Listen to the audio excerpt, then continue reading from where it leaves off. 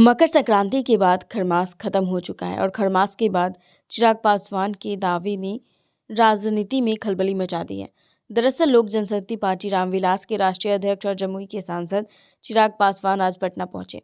Patna airport पर पत्रकारों से बात करते हुए चिराग पासवान ने कहा कि जिस तरह से आज मुख्यमंत्री नीतीश कुमार का बॉडी लैंग्वेज दिख रहा है, उससे यह स्पष्ट होता है कि अब बिहार की राजनीति बदल सकती है।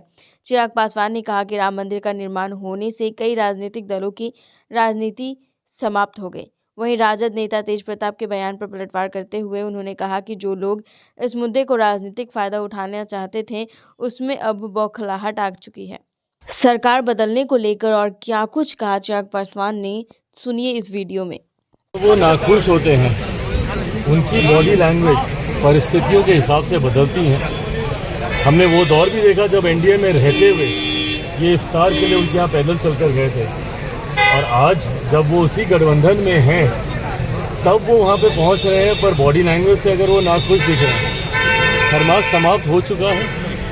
अब पता नहीं अब आने वाले दिनों में मेरे मुख्यमंत्री जी की सोच क्या करवट लेती है, पर तकलीफ सिर्फ इसी बात की है कि आज भी मेरे मुख्यमंत्री की विश्वसनीयता इतने सवालों के घेरे पर है कि उनकी एक बॉडी लैंग्वेज, एक बदली हुई बॉडी लैंग्वेज उनके पूरी परिस्थितियों को बदलने के लिए काफ़ी है। और अगर वो पाला बदलते हैं, नहीं बदलते, मुझे नहीं पता, पर आज की तारीख में जब बिहार को मेरे मुख्यमंत्री की चिंता है तो वो सिर्फ अपनी चिंता में व्यस्त है। ये बिहार के लिए आपको अब भी लगता है कि खरमास बाद जो खेला होने की संभावनाएं थी वो बरकरार है, हो सकती है?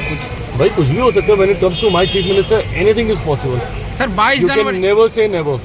वो अपनी महत्वाकांक्षाओं को साधने के लिए किसी भी हद तक वो जा सकते हैं। 22 जनवरी को सर राम मंदिर की प्राण प्रतिष्ठा होनी है।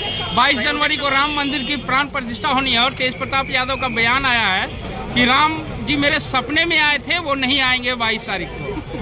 अब बताइए, आज की तारीख में 21वीं सदी में यकीनन ये आस्था का विषय है। राम मंदिर पूर्णतः आपकी आस्था के साथ जुड़ा हुआ है, और हम सब राम भक्तों का दशकों से देखा गया सपना 22 तारीख को पूरा होने वाला है।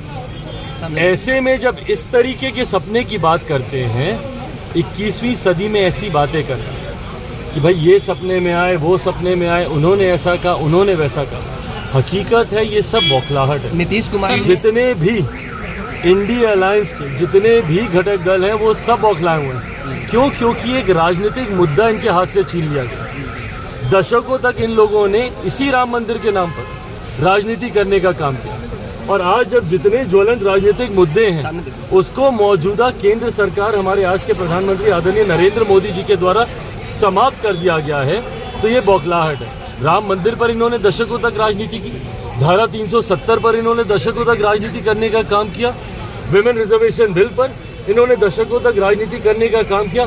आज जब ये तमाम विवादित मुद्दे सुलझा दिए गए हैं, यही बौखलाहट है। तभी किसी के सपने में आते हैं, किसी को शादी याद आती है, किसी को बाप का श्राद्ध याद आता है। हकीकत है एक बड़ा अध्याय भारतीय राजनीति के साथ जुड़ने जा रहा है 22 तारीख। नीतीश कुमार